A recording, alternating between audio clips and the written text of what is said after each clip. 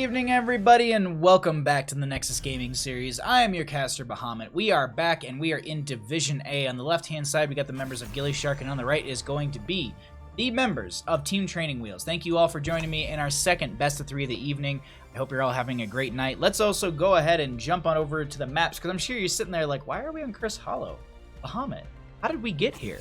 Don't worry, I got you. The home team this evening is going to be gillyShark. So you can expect to know what happens with that coin flip. Team Training Wheels opted for first pick and banned out Sky Temple and Dragonshire. gillyShark banned out Towers of Doom and Braxis Holdout and decided, let's take them to a large map, let's go to Cursed Hollow. These teams, because also to note it in the first best of three series that we had in the Heroic Division, teams don't like Braxis Holdout at all. They really don't like it whatsoever, and it's sad. Because I want to cast the new Braxis Holdout so bad. I want to see what that's like. But thank you all for joining. Let's continue into this a little bit further, as we do have our Ana ETC band on the left-hand side.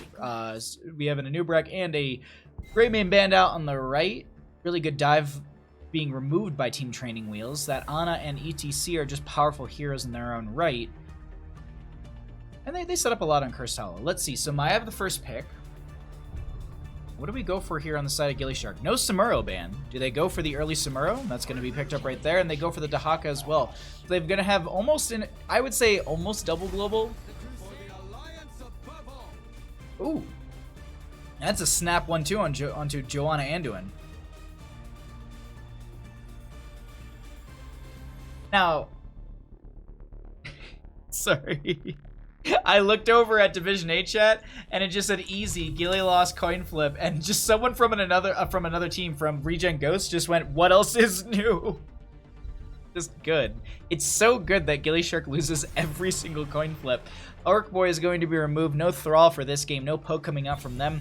They could pick up the Jaina here on the right-hand side, but Abathur will be removed. It looks like Kage won't be able to get that Abathur. No Abathur right there. Kage's not playing, and that's usually, I think, the gillyShark Abathur player, if I'm not mistaken. Either way, left-hand side, we do have the Samuro. Diablo will be picked up here. That's going to be some great dive coming out from him. Kaimo Tripson and Chest Looter are left for the picks, or at least they need 2 more picks. They need to find a lot of damage here. Junkrat will be picked up. Really good poke coming out from them. And also just a great way to just completely just separate the enemy team. You can get a tongue drag onto one of those concussion mines, or even a concussion mine into a tongue drag, but Malthael and Raynor will be picked up here. Gonna go ahead and add that pepper and then look for those last right stacks onto some of these members.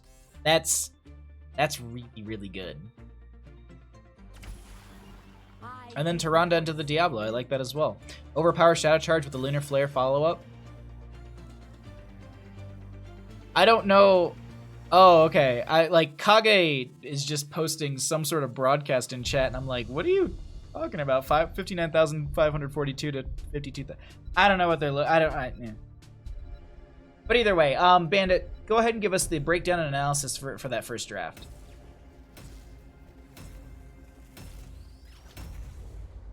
They're all good points. I couldn't have said it better myself, because I can't. Because you said it. Though we are ready to go into this, and let's get into our game number 1 in our best of 3 series this evening. Thank you all for joining me. If you are new to the channel, my name's Bahamut. I do a lot of casting for a lot of different leagues, and this is what we do a lot of the nights. So if you enjoy Here's the Storm content, you enjoy the casting that you're seeing, please go ahead and hit the follow button. And you can know when we go live, you can know when we have all these awesome games, but we are ready to get into it. We have got our game. I say that, but like one person needs to load. There we go. We got our game. Let's go ahead and jump on into this as we will get into game 1 for best of 3.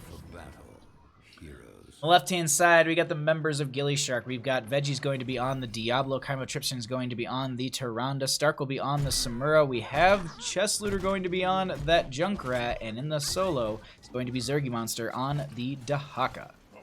On the right-hand side, we got the members of Team Training Wheels. We are going to be having Ramen going to be on that Raynor. It looks... No. On the No, Malthael. Oh my god. All the skins are so close together. Taco Cat is going to be on the Anduin. Confused, like me, is going to be on the Joanna.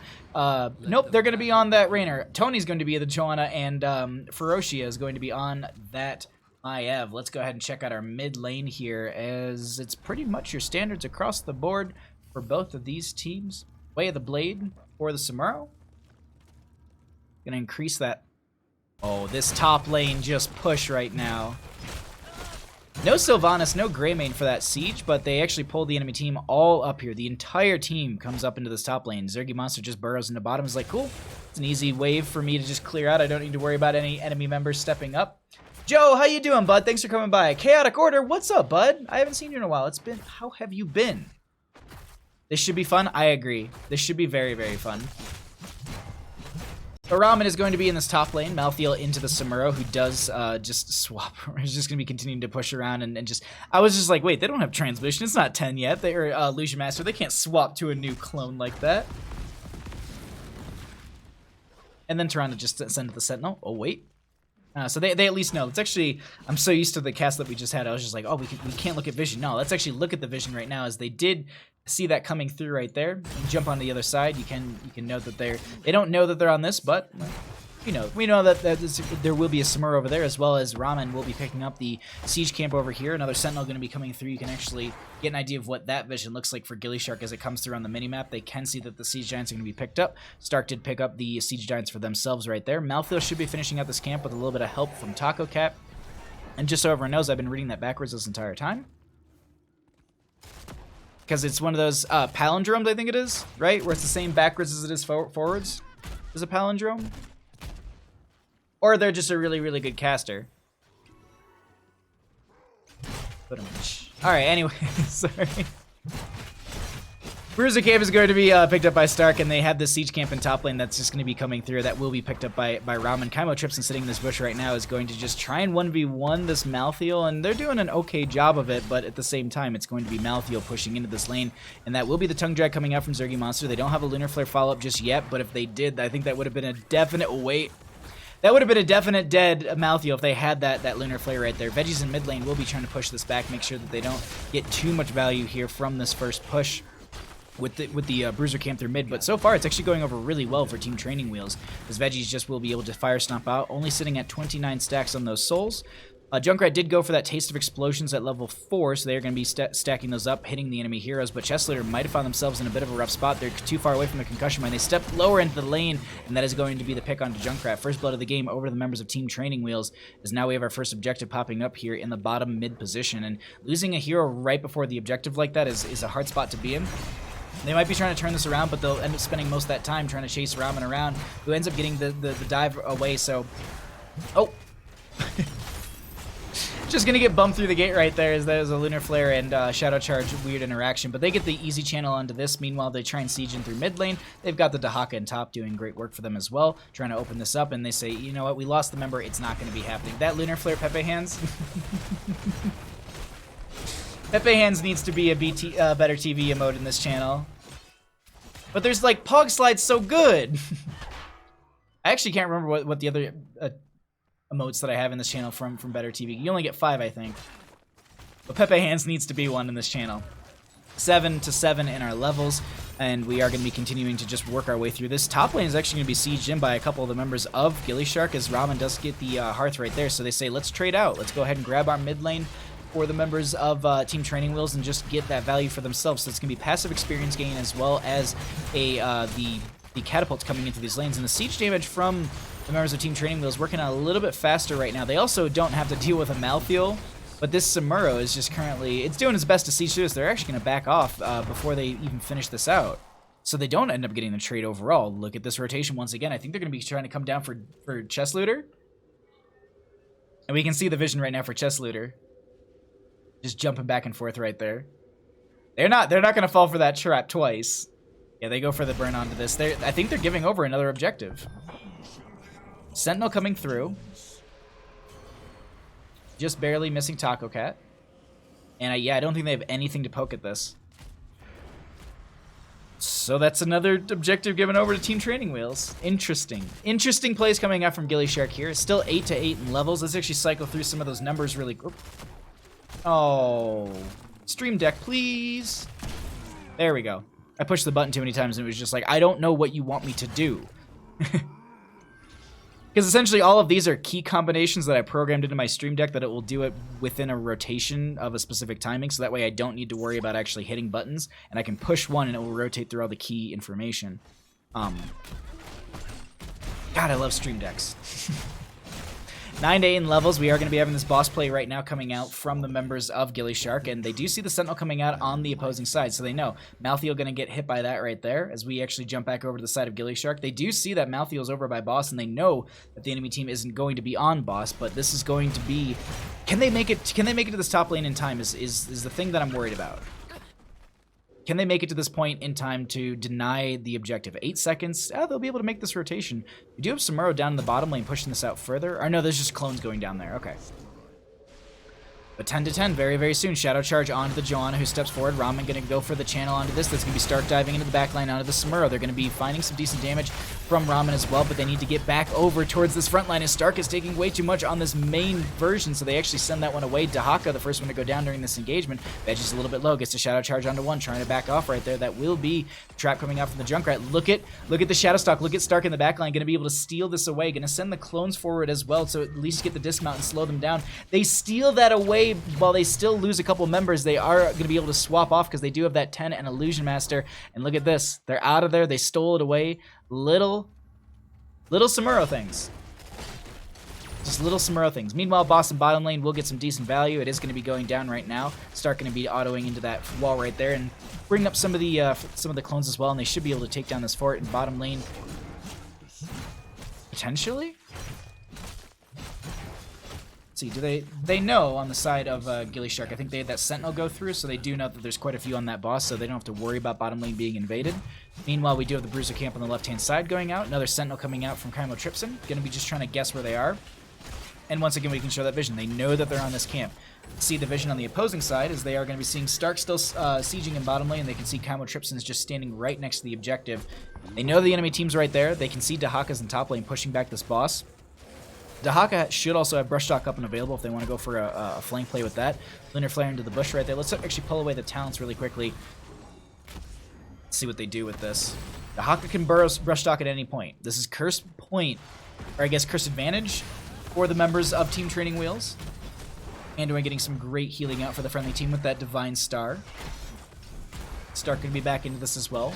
Dahaka still in that top lane. Lightning Breath going to be coming out. Confused trying to go for the channel. That will be hit by one of the grenades from the Junkrat. We still have a fight dragging out below, starting below us as Tony's taking a lot of damage as well. Blessed Shield going to be coming out as this fight is all over the place. Light Bomb comes out. Lacerates onto the Diablo, which rips the souls, but they don't have full souls. Riptar going to be coming out from the Junkrat. They find the Anduin. That's going to be the Iron Skin from Joanna, but Tony is able to make it out with just a little bit of health, and they're trying to just make it out of there. Dahaka does go down. Joanna going to get traded out as they lose the Rainer as well. Warden's Cage coming out from this Maiev who has Ramen chasing out here, but the Maiev goes down. The vault of the Warden is not enough. Stark a little too low right here. Maybe a little bit worried about the last rites potential to be going on to them, but I would expect them to maybe cooldown count, or just they were afraid that Ramen just might be able to get the last little burst necessary. Junkrat has scouted this out, and this is a rough spot to be in because you're dead. Let's cycle through some talents and some numbers. No, it's in that bush right there. We saw the Diablo coming in and the Junkrat was on the other side, and that's just a rough spot to be in. You're definitely between a rock and a hard place when it comes to that one. Once again, we are going to be having just vision for gillyShark, showing that they can see the enemy team on this camp. And now Team Training Wheels, they're going to be picking up this camp, pushing out into lane. Let's see what their Bruiser camp looks like. 2 minutes on that one. And now Maiev is just going to be also coming up here to make sure this catapult pressure doesn't really start to amount to much. Boss timer should be pretty low, so it's a minute 30 on that one. We should be, yeah, just about 3 minutes on the top lane. So a little bit of time onto that for now. It's just a waiting game. Cursed Hollow, definitely, we're getting to that later half of Cursed Hollow where it's not so much that it's strategic in the fact that it's just the death timers are getting really long, and getting picked off here is just, it can be extremely bad for a team. But you can see the Samuro is just putting some decent damage onto Ramen right there. God, now I just want Ramen. I had it for lunch and I just want it again. Oh, I just tuned in. They don't know. The Samuro?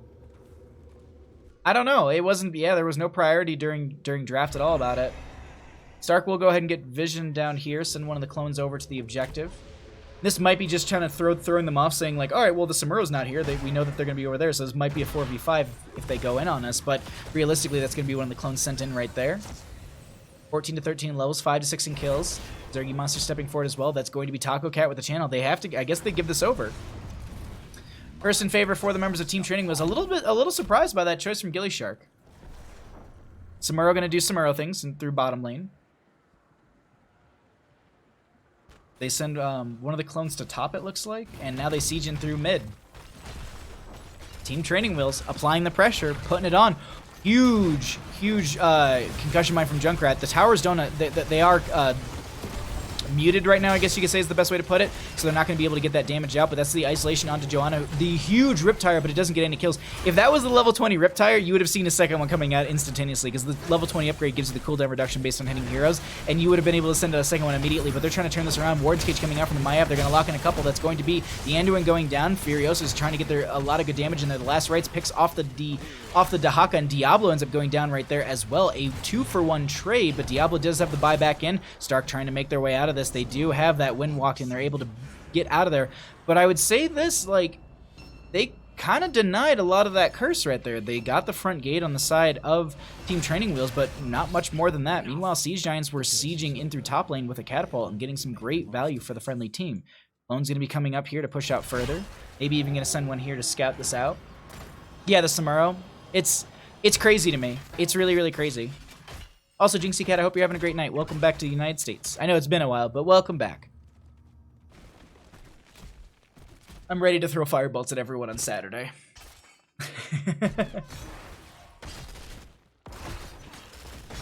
16 to 15 in levels. It doesn't seem like they're going to try and trade out bosses at all. So let's get the vision right here. So they know that they were on that siege camp down there. But we do have them going on boss as well. So this is just going to be the boss pickup for both teams, and they'll probably trade out and just go for the clear on either side. Sentinel goes out, just scouting out, doesn't connect on anyone. Next objective will be in top lane. Curse potential in favor for gillyShark. Bottom lane was pushed out a little bit by Stark, but it didn't get a ton of value right there. Another Sentinel going to be coming out across the map, as we do also have it's 16 to 15. Stark stepping forward with a couple of these clones. Going to get vision on Tony right there. They know they're on the camp. Chest Looter going to be walking up as well. I think they're going to go for the clear onto that before it really gets into the lane and gets much value. Let's get rid of the talents really quickly, as 16s are going to be right around the corner for Team Training Wheels.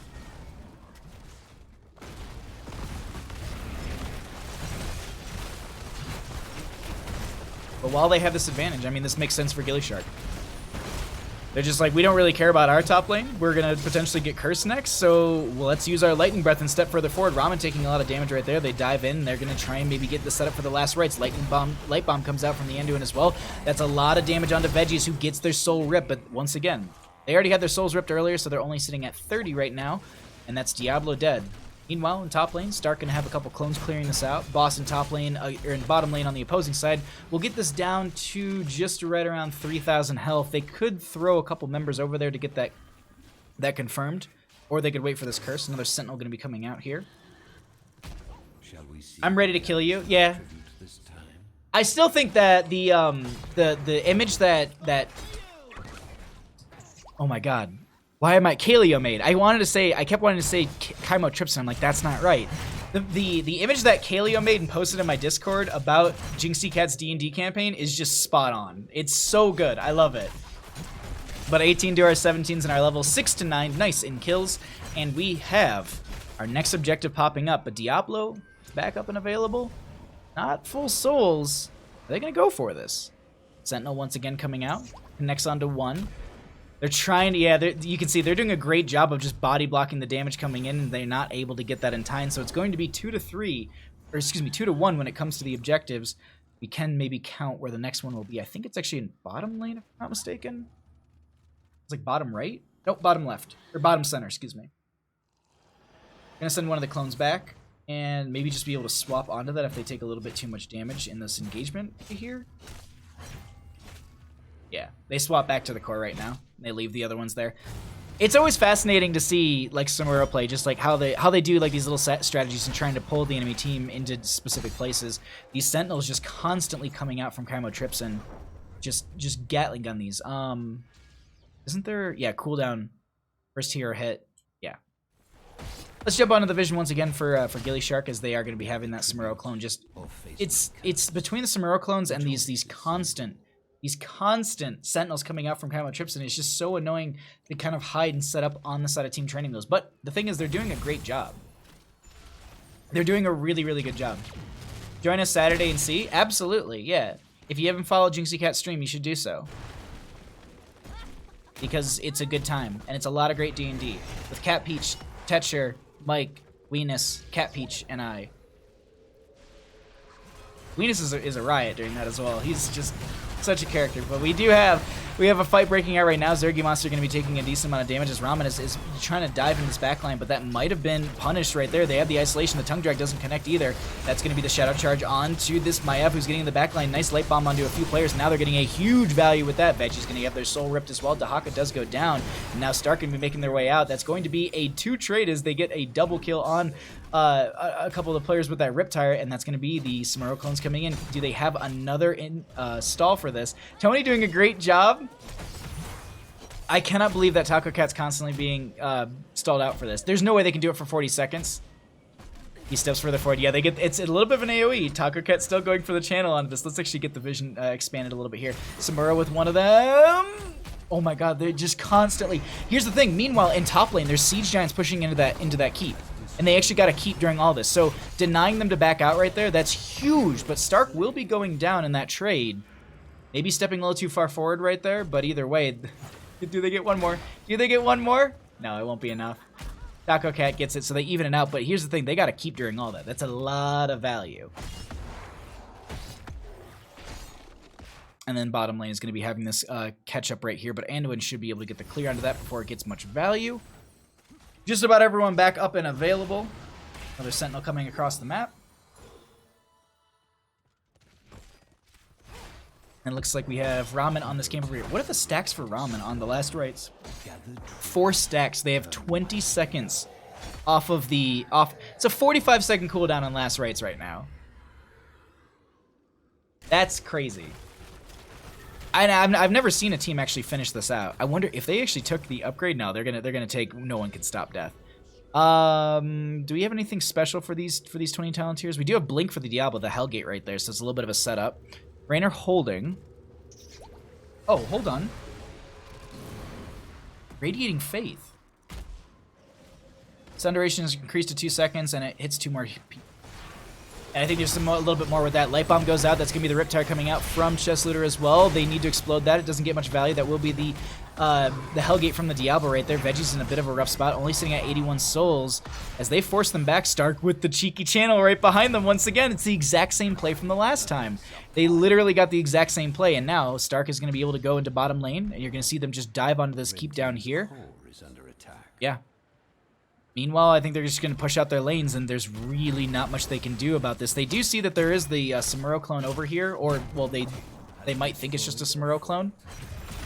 And now, yeah, they're going to dive onto the Maiev, who's actually going to chase this a little bit, but they back right out. Another Sentinel coming out, connecting onto Taco Cat, and they start to push in through the lane with the friendly team. Stark does back down into this bottom lane, and I think they were thinking about going for the clear onto the Siege Giants down there. Zergy Monster very low. The last rights is got 1 or 2 seconds left on it. Do they have a burrow in time to deny the last right to be applied? They don't even need it. Veggies, though, very low. Could they have their souls ripped? Yeah, it's going to be... not enough, but oh my god, the fire stop saving them the overpower, but they end up getting killed right there. Core health going down because we currently have some Samuro clones just doing work on this core while all that fight is taking place. 79 and falling as they're actually going to send a couple of these clones away. They're going to get the Windwalk away as well. The thing to note too is that Stealthies are going to get seen by the core as well as the towers and forts. So Stark in maybe a little bit of a rough spot. I don't think they have the Windwalk, but they do end up swapping to another clone. Maltheo goes down somewhere else right now as they actually swap over here and they manage to skip out of lane. I couldn't even keep up with it. Dear Lord. Plays coming out from these teams right now. 9 to 14 in kills. 21 to 21 in levels. Our first map, Crystallo. Really, really good so far.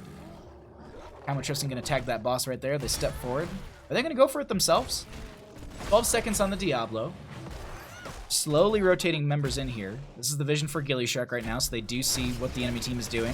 Stark going to be actually trying to get this backline dive onto the Maiev, who doesn't go down, but they're actually trying to take the aggression out of them. Meanwhile, there's a fight breaking out to the left-hand side of us as well, as Tony was trying to force the enemy members back. This Bosch is being leashed and unleashed. Look at the Samuro on our minimap. Going to be trying to go for core once again. As long as they delay this out, that's going to be in their favor.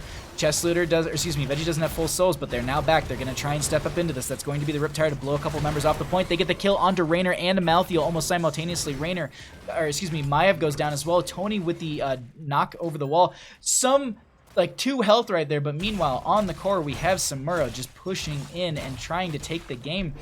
Almost going to be going down right there as they actually take the shielding and a little bit of percent off. And now we have Zergy Monster stepping forward. The friendly team going to be coming in here as well. Tony and Taco Cat are the last 2 alive, going for the defense. Chastise goes out, doesn't get the value they're looking for. Taco Cat going to be targeted by Veggies, getting pushed around right there. Start coming back, and that's going to be Hellgate. They might have been trying to actually attack right there, but they must have hit their taunt by accident. That is going to be game number 1 over to the members of gillyShark. GG. Well played. Do you mind, Junkrat?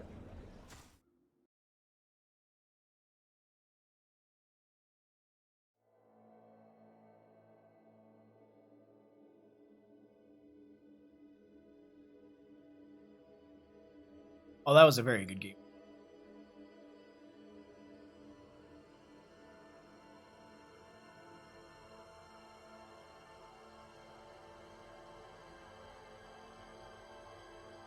Alrighty.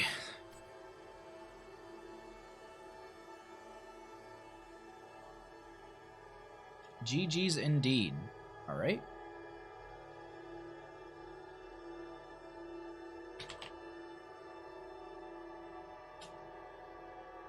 Shut talents once again, or stats once again, and then we'll get set up for our game number 2.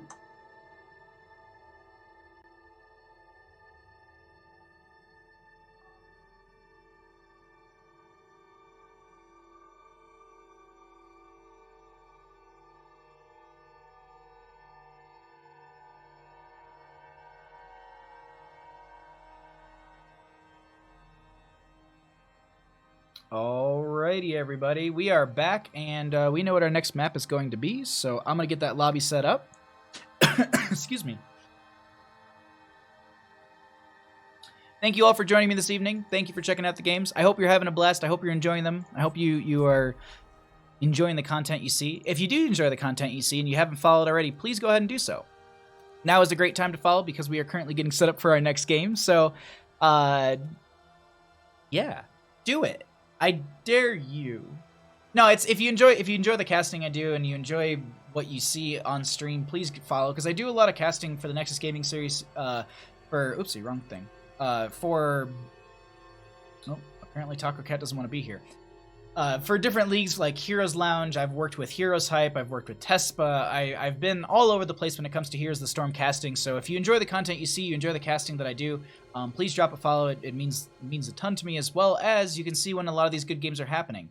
On the note of good games, this is, I believe, going to be the last game of our evening. We will be back tomorrow night at 6 o'clock PDT. We're going to do some replay casts, and then we're going to be diving into I have one Division A game, and we'll see if we can piece in some other stuff, but it's just like not the scheduling, but like the overall calendar right now is kind of like staggered in hours, and it's kind of hard to schedule in that fashion. So we'll figure out something, but yeah, we got a lot of good games, and we'll have more games tomorrow night, but this is currently our game number 2 that we're getting set up for here. You could see gillyShark take a 2-0, or Team Training Wheels could bring it back and take us to game 3. Definitely a possibility here. And we're just getting everyone set in this lobby, and then we'll get going. So thanks for joining, thanks for hanging out, and thanks for supporting. I love you all so very much. Team 2 has that. Yeah. Okay, cool.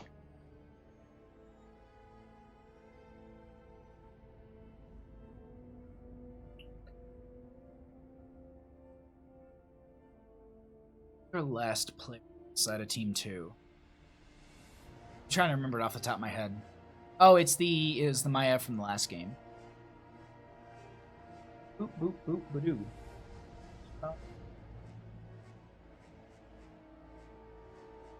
Bahamut Taco Cat is their drafter. Thank you. Check some.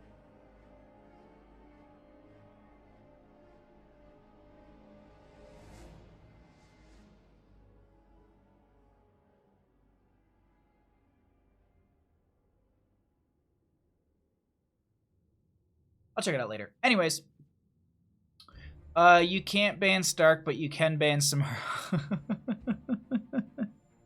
That's very true, Jinxie Cat. That is very, very true.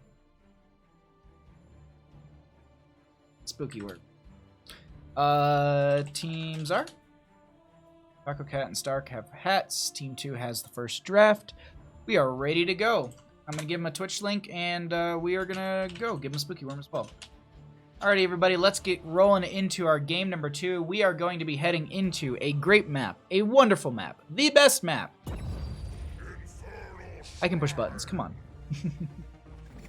We're going to be heading into Infernal Shrines, everybody. Thank you for joining me for our Best of 3 series. On the left-hand side, we got gillyShark up 1 in our Best of 3, as we have Team Training Wheels taking first pick priority. But I'm sure you're wondering, wait, why do they have first pick? Why are we in Infernal Shrines, and why is there a 1 check next to gillyShark? I got you.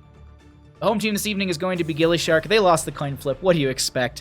The enemy team went for first pick and banned out Sky Temple and Dragonshire. Towers of Doom and Braxis Holdout were banned out by the members of gillyShark. Cursed Hollow was the first map chosen by them and won by them. And we are going to be having the members of Team Training Wheels opt for first pick for game number 2. So gillyShark decided to take us to Infernal Shrines. Let's go ahead and jump back right into our draft. Samuro, insta-ban coming out from Team Training Wheels, and an Ana being taken out by the members of gillyShark. Yo, Shinkari, how you doing? Look at that beautiful beard. Look at that good dog. Look at that cute boy. Hi. How are you? What more could you possibly want in a stream? More bark boxes. We need more bark boxes. That's what we need. Good boy, cute dog. Cool esports. Thank you so much for coming by, Shinkari. I hope you're having a wonderful day, my friend. Such a maze. We do have a Greyman going to be banned out here as well, and then we have that Joanne on the left-hand side. So no ETC priority coming out from the members of gillyShark in this game number 2, ban-wise. But that Joanna really, really strong in their rotations. What do we actually get for the first pick priority? Do they go for the main tank? Do they try and grab that? Zeratul up and available if they want to go for it for that hero as well. It's going to be the first pick priority under Maiev once again. I wish I could subscribe to this channel, but I only have Amazon Prime. Did you know? Hold on. Did you know that if you have Amazon Prime, you can subscribe for free? Diablo and Malthael we picked up on the left-hand side with the members of gillyShark. Strong initiation, strong in the solo lane. Looks like they're going to be building themselves a dive composition on the side of gillyShark, at least the start of this. I mean, I would say that their last composition was a little bit on the dive side as well, but this is just very, like, we want to be in your face and we want to try and kill you. ETC will be picked up on the right-hand side, as well as that Stukov. Control composition definitely coming out from the members of Team Training Wheels. They've got a little bit of dive and a little initiation with that Maiev, but I think they're going to be more or less trying to change the pace, trying to control everything that's happening in the fight. But Thrall, once again, will be banned out by the members of gillyShark. Really strong hero overall, and great in the solo lane, great in the shrines, and great for poke. Tyrande going to be banned out as they don't want to deal with the combo that Diablo brings to the table with her, as well as just overall that Sentinel Gatling gun that Kaimo Tripson essentially had in that last game was just so very strong. But yeah, thanks for coming by, my friend. Let's see, what else do we get here? Diablo, Malthael. They need main tank. Or no, not a main tank. They need a solo lane. They need some extra damage, and they need some shrine clear. Excuse me, healing and shrine clear. There we go. So Junkrat will be picked up, and he's strong in the rotations on a map like this. He is also able to offer some great vision with the concussion mine and the trap in between the lanes. Veggie's on Diablo. Who would expect that? I don't know, Doom. I don't know, Doom. Ooh, Sonya coming into this. A team has finally listened to me and said, you know what, let's take Sonya on Infernal Shrines. Team Training Wheels knows what's up, as they also grabbed the Rainer. I like that draft, that's it. Oh, wait, are you saying I could get a very satisfying beard next to my name and it's completely free?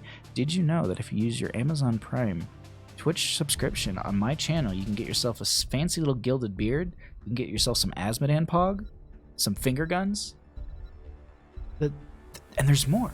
There's more. Kael'thas will be the last pick here on the left-hand side. So they're going to be going for the Alexstrasza in the heals. They're going to be going for that Junkrat in the damage department, and Kael'thas for the shrine clears. So I don't know. I said that so backwards before, and then I doubted my own. I don't know. I don't know what's going on. Either way, We got really good games here, but thank you all for hanging out. Thank you for supporting. Thanks for everyone in Twitch chat who is pushing the Twitch Prime subscription. I very much appreciate everyone being here and cheering on these teams. It means the world to me because I love to put on a great production for the audience, and that's really my goal here. Is I don't do this as a main source of income. I don't do this because I want to make money. I do this because it's a great way to kind of have a place where people can come watch community leagues and watch a lot of their friends play, and I can provide moderate to okay feedback. Sometimes I give entire draft descriptions for the wrong map. First game in our first best of 3 today. Go watch it. I talk about Infernal Shrines the entire time, and we were on Battlefield of Eternity. It was wonderful. I'm an idiot. But thank you all for being here. We're going to be loading into Infernal Shrines in just a second. That was my little spiel, but if you haven't followed the channel already, please go ahead and do so. Let's go ahead and get into this. On the left-hand side, we got the members of gillyShark up 1 game in our best of 3 series. Veggies is going to be on that Diablo. Kaimo Tripson on the Alex Strauza. Stark will be on the Kael'thas. We have Chess Looter going to be on the Junkrat, and Zergy Monster will round out the team on the Malthael. God, look at just so much dance going into it. Just the Kael'thas dance is just ridiculous. I'm so sorry. What is this? On the right-hand side, we got the members of Team Training Wheels trying to bring it back in our best of 3 series to a Game 3. Taco Cat on the Stukov. Tony's going to be on the ETC. Ramen on the Sonya. Confused will be on that Raynor. And Ferocia is going to be on the Maiev once again. We have the Circle of Life, correct? Yes. For the Alex Strauza at level 1 to pick up the regeneration globes, and that's going to pair well into the Kael'thas, who's going into Mana Addict, because that is uncapped. So when you finish that, you're going to be able to pick up constant regeneration globes from that healing circle. And we just have instantaneous Malthael at the top lane. Just going to go ahead and say, like, cool, we don't really need to fight here, but we do have Veggies throwing Tony around in this bottom, or in this mid a little bit, but now they go into the rotations between mid and bottom. Let's actually go ahead and jump onto the vision for these teams. Who has no questing talent? You don't. And so this is one thing that I just want to highlight. We'll look at gillyShark really quickly, and then we'll jump to the other team and get an idea of what their rotations look like for both of these sides. Chess Looter, excuse me, Veggie's going to be trying to get the Shadow Charge and some pressure onto Tony right there, but they're not able to find it. And once again, just going to be jumping over to the opposing side, getting the, oh, nice power slide. Look at this dive onto the Malthael. Zergy Monster taking a lot of damage, but that's going to be First Blood still going over. That actually concussion might have gotten them the no, Maya still got the pick. I thought ETC might have turned around and got the last little auto, but still, going to be able to find that pick right there on the side of Team Training Wheels. Training Wheels might have come off this game. They might just be Team Wheels. Aggressive invade onto this camp as well. Like this is a big thing to note. Now, here's the thing. If Kael'thas had mana or Convection, they could have easily gotten like 3-4 stacks here, just saying. I need to make that an emote in this channel. Just Convection stacks.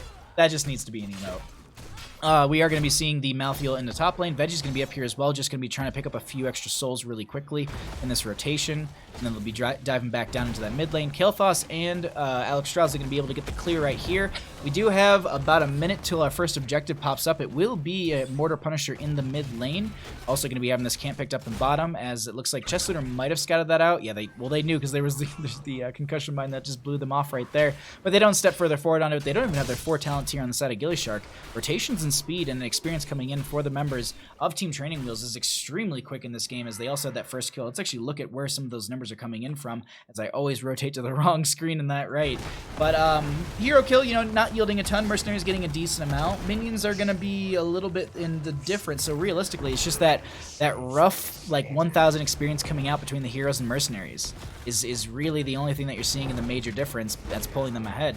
But Mortar Punisher pops up. That could be changing things, as we are going to be proceeding into our 7s fairly soon. Can Zergy see right there? No, I don't think they can. Yeah, they can't see around that corner. So ETC and Malthael like couldn't see each other there, but it was a bit of a setup. Malthael will be going into the top lane to clear out that camp, but they know that right now, and so they're going to try and take advantage of this. That was a huge lurking arm out from Taco Cat, but Veggie's found the angle onto Tony to get right out of there. They're going to be able to tap their well, get back into this. That was the siege camp, or is going to be the siege camp cleared out by Zergy Monster, and they pushed up that wave as well, so now they're going to have to cycle one out for that as well on the opposing side. Alex Strauza popping the Dragon Queen form. They throw out another healing circle as well, as they're going to be trying to get that extra heal for the friendly team. team, and they force the enemy team off this point. That is going to be Stukov and Sonya maybe go, oh no, not Sonya. She's actually going to be caught out down here. A lot of good damage coming out. Ramen is trying to spin to win their way out, and they managed to do so. They actually went for the Hurricane at level 4 as well. So if they have any sort of those roots or anything, just to try and make themselves, or just to get themselves out, something like Gravity Lapse or the Shadow Charge and Overpower from the Diablo, just to be able to get that in there.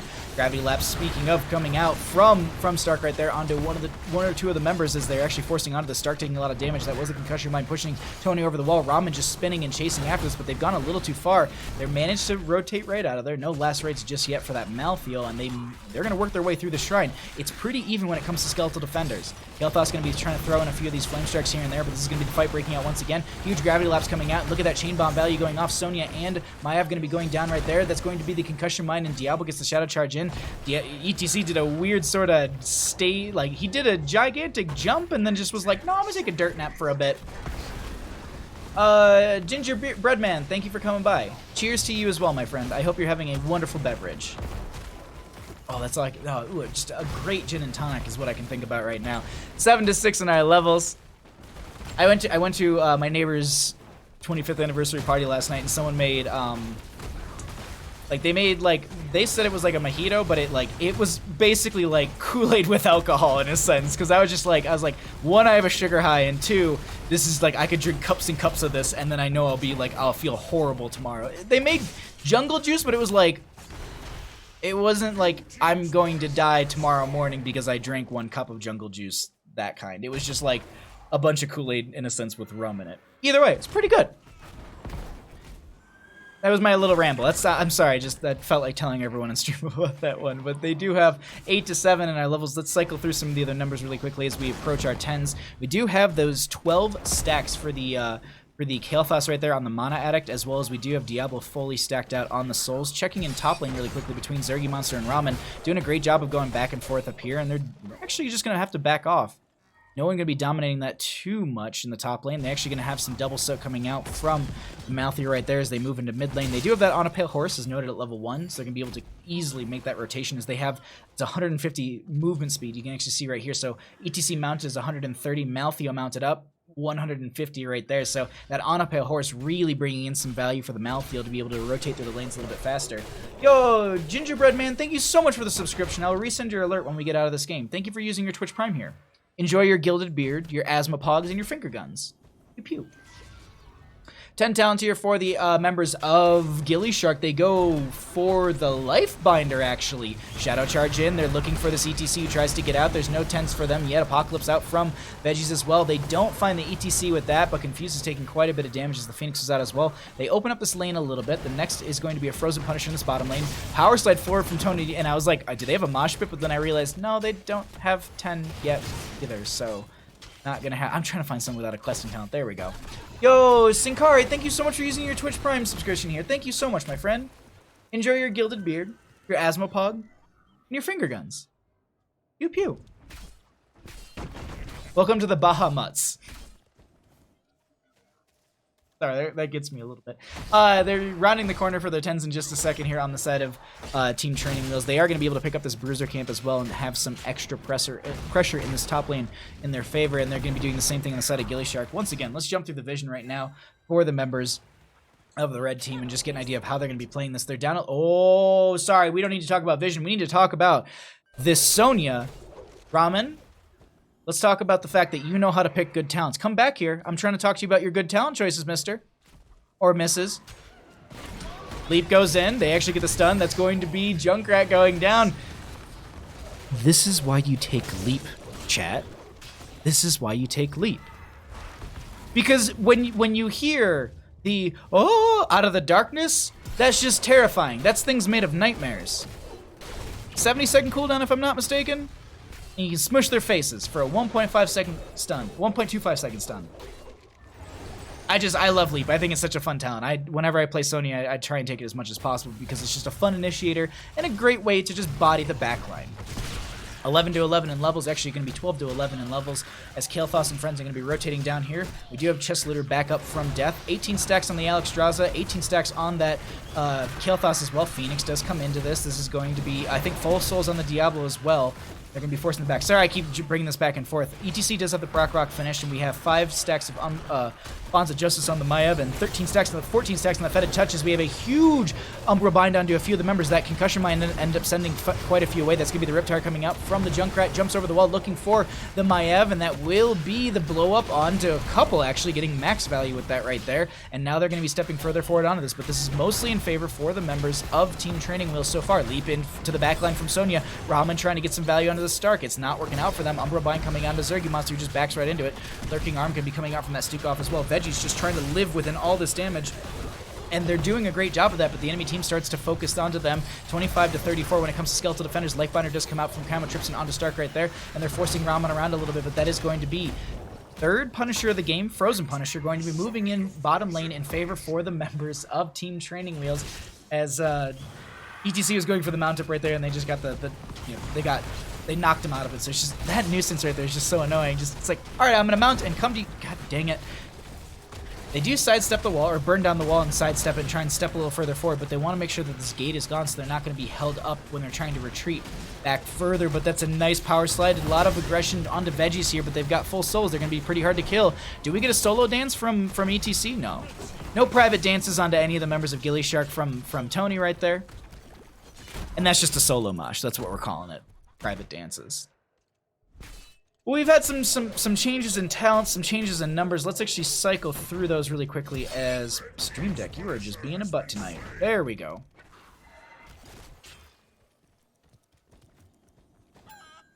Let's see here. Do we have anything that's out of the ordinary when it at least comes to numbers? Just kind of something to highlight here. 25,000 heroic damage on that Junkrat, 16,000 the Sonya. That's something to note right there. When the opposing, when your friendly Sonya is doing more than your Raynor or your Maiev, that's an aggressive Sonya who is getting a ton of value for your friendly team. And actually, same thing with experience. She's bringing in the experience as well. 11,000 from the Sonya. Malthiel's been doing like double rotations and stuff like that, and double soaking. Sonya still just picking up the experience and pushing for the friendly team. This Sonya really getting a ton of value for them right there. But next Punisher will be mid lane. Going to be an Arcane Punisher. I do believe we have another minute or so before we should hear about that one. Just going to continue to rotate through the lanes. We should have the questing talents done for Alexstrasza as well as the from the Kael'thas as well. Or maybe, no, Alexstrasza I think is 25 globes, so I don't think they'll be done with that one. But the Kael'thas should be finished through on the Mana Addict at level 1. Just gonna throw these minions around a little bit, and then yeah, just grab some camp pressure and just add it into lane. A little bit of a lull right now in the game as they are kind of prepping for this objective, and the death timers are getting longer. They don't want to take an initiation when they're not full and they're not ready to go, and they also don't want to take an initiation while there's bottom lane pressure coming out against them. This bottom lane camp that they need to respond to on the side of gillyShark will be annoying, and that is going to be kind of attrition finishing out the Circle of Life at level 1. I just wanted to take a drink of water, and I was looking at the minimap and I was like, oh, Malthiel's gonna die and I can't move the mouse. Talents tab? What? Oh no, I was cycling through all the other stuff. It will go back to Talents tab eventually. Lifebinder coming out onto Veggies, who's gonna get it at the last second. Riptire gonna be coming in as well. Taco Cat going to be very low right there. I was just trying to remember while we were cycling through the other numbers, if that's what you're getting at. But either way, Shaman Camp and top, Shaman Camp and top, both of them going to be in favor for the members of Team Training Wheels who are pushing in and getting quite a bit of value with this. And they could, this isn't going to be the next lane for the Punisher, but just having that periodic catapult as well as the passive experience gain in their favor is huge for them. Oh man, I am loving this play coming out from Team Training Wheels. This Sonya play for them is working out really, really well. 27 stacks on the Mana Addict for that Kael'thas at level 1. 6 stacks, I think, out of 10, if I'm not mistaken. The Bonds of Justice, 19 out of the 30. I thought it was 25 on that one as well. They got a couple that they're working through on the side of Team Training Wheels. And we do have 72 out of the 150 Taste for Explosion stacks. 200, excuse me. Really, really off on that one. Oh, I just wanted to see talents, my brother. Oh, don't worry. They're up for like 90% of the game. I literally cycle through the other numbers every like 4 or 5 levels. 16 to 16 levels. That's a nice leap in from the Sony as well, but they're going to have a little bit of return damage. Power Slide and ETC Mosh going to be coming out as well. That's going to be, oops, as I go ahead and focus in on one of the players right there, is that's going to be the last rights onto Tony, and they get the soul ripped as well. Apocalypse coming out from the Diablo. They don't get another setup from that one, but that's going to be the Shadow Charge as well. They get the pick onto Maev. Riptire going to be chasing Ramen right now. They're looking for it, and they don't get the kill. But we end up getting back into our bottom lane, or excuse me, our mid lane, where we are going to be having our Arcane Punisher.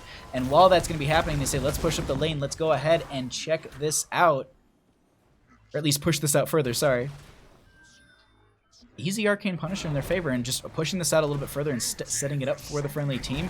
See what kind of value they're going to be able to get this. Yo, Ektar, how's it going, bud?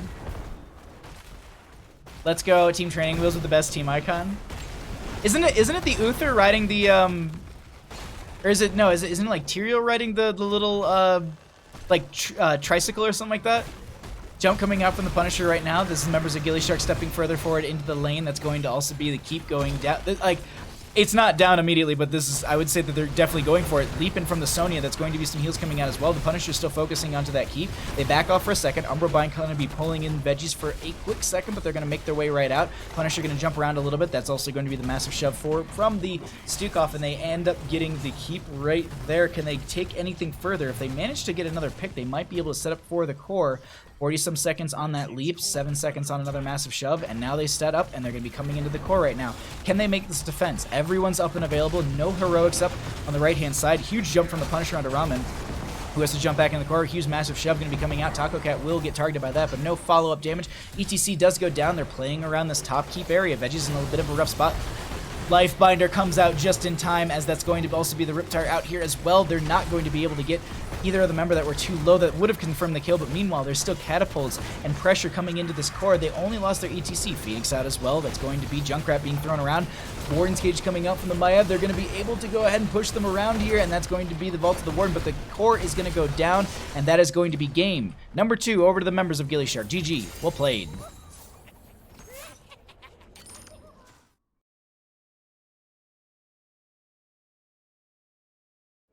It's a bunch of lane minions riding tricycle, drawn by your best friend Carbot. Oh my god. Bronze League Nate, thank you for the follow. I appreciate that, my friend. Thank you also to Gingerbread Man and Shinkari for using our Amazon, your Twitch Primes here. Thank you for your supports, my friends. Thank you so much for all. Just thank you so much. Subscribe.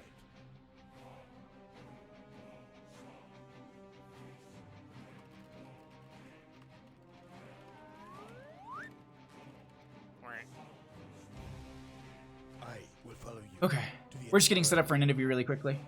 Subscribe. Salute, okay.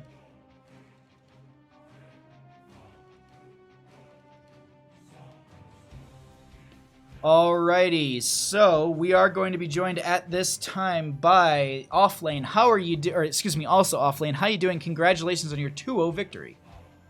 Thank you very much, my dear beloved caster. No, Chess Leader, how you doing? Congratulations, and that was a great best of 3 series.